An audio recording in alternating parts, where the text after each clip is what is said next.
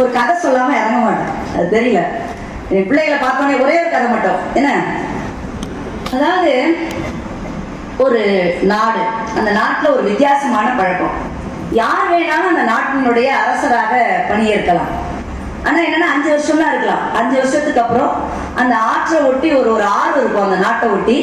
அதுக்கு பக்கத்துல ஒரு பெரிய காடு, வெறும் புலி, கரடி, சிங்கம் எல்லாம் இருக்கும்.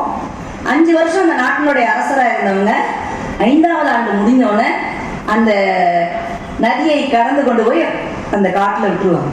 அதுக்கப்புறம் அவர்களை உயிரோடு பார்க்க முடியாது. இதுதான் பழக்கம். அதனால நிறைய பேர் அதுக்கு முன் வர மாட்டாங்க அரசரா வர்றதுக்கு.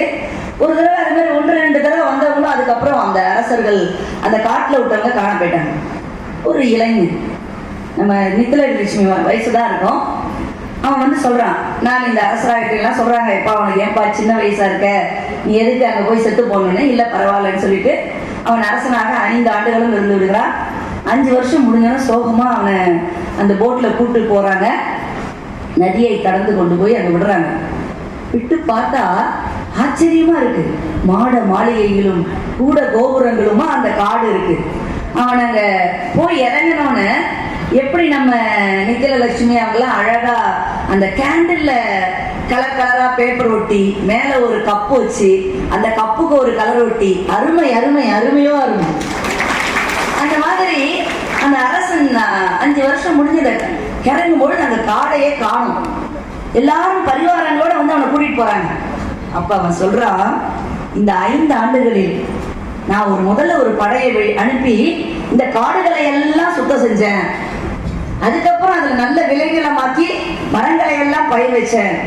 அதுக்கப்புறம் எனக்கு வேண்டியப்பட்டவர்கள் எல்லாம் இங்க குடி கொண்டு வந்து அமர்த்தி விட்டேன். இந்த ஒரு மாபெரும் நகரம், இந்த காடு ஒரு மாபெரும் நகரமாக மாறி இருக்கிறது.